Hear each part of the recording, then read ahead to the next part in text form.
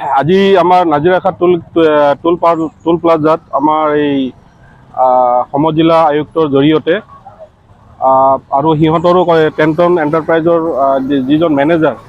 তেখেতৰ লগত আৰু আমাৰ গোটেই দল সংগঠনৰ মাজত এটা আলোচনা বহে যে আমি সংগঠনৰ ফালৰ পৰা আমি এটাই বিচাৰোঁ যে আমাৰ পূৰ্বৰ যিখিনি বাহন আমাৰ সোণাপুৰ চাৰ্কুলৰ অন্তৰ্গত যিখিনি বাহন আছে কমাৰ্চিয়েল আপোনাৰ যিখিনি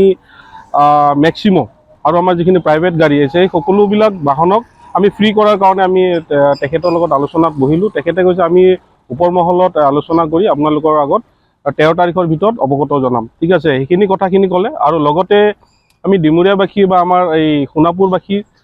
যিখিনি আমাৰ অভিযোগ সেইখিনি আমি সিহঁতৰ আগত আলোচনা কৰিছোঁ আৰু আমি পূৰ্বৰ পৰা যেনেধৰণে আমি সা সুবিধাখিনি পাইছিলোঁ সেই সা সুবিধা আমাক লাগিব আৰু তেখেতক আমি আৰু এটা কথা কৈছিলোঁ যে যিখিনি কিছুমান বাহনৰ মানে যিটো পইচা কাটিছে সেইখিনি কথাও আমি আলোচনা কৰিছোঁ। তেখেতে কৈছে এইখিনি মোৰ আণ্ডাৰত নাই বা মই যিহেতু এজন এমপ্লয় মই ওপৰ মহলত কথাখিনি পাতাৰ পিছতে মই আপোনালোকৰ আগত জনাব বিচাৰোঁ যে আমি এইটোৱে বিচাৰোঁ যে আমাৰ যিখিনি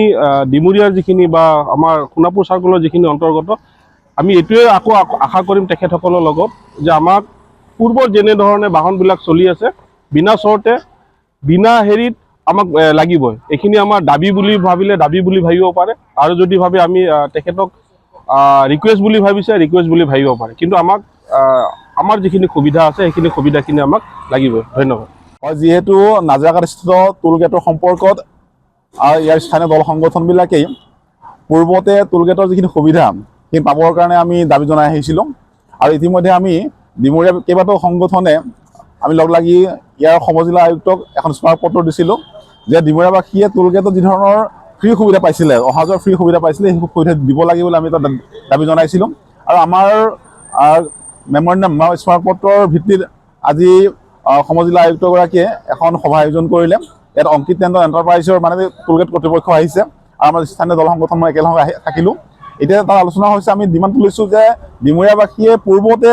টোল গেটত যিখিনি ফ্ৰী অহা যোৱাৰ সুবিধা পাইছিলে সেই সকলো সুবিধা আমাক দিব লাগে বুলি আমি দাবী উত্থাপন কৰিছোঁ আৰু ইয়াত লোকেল এমপ্লয়ী 90% এমপ্লয়ী তেওঁলোকে কাম কৰা বুলি দাবী কৰিছে। আমিও কৈছোঁ লোকেল এমপ্লয়ী কাম কৰিব লাগিব। তাৰ উপৰিও এই যিখিনি অযথা ট্ৰাকবিলাক পাৰ্কিং কৰি ৰাখিছে তাৰ পাৰ্কিংবিলাক আমি তাৰ পৰা আঁতৰাবৰ কাৰণে CDC গৰাকীক অনুৰোধ কৰিছোঁ আৰু যিটো VIP লাইন আছে VIP লাইনৰ মেৰামতিৰ কাৰণে আমি দাবী তুলিছোঁ আৰু ইতিমধ্যে এই আলোচনাত অংকিত টেণ্ডন এণ্টাৰপ্ৰাইজৰ মেনেজাৰগৰাকী আহিছিলে। তেওঁ কৈছে যে 13 তাৰিখৰ ভিতৰত তেওঁ গোটেই কথা তেওঁ হায়াৰ অথৰিটিক অৱগত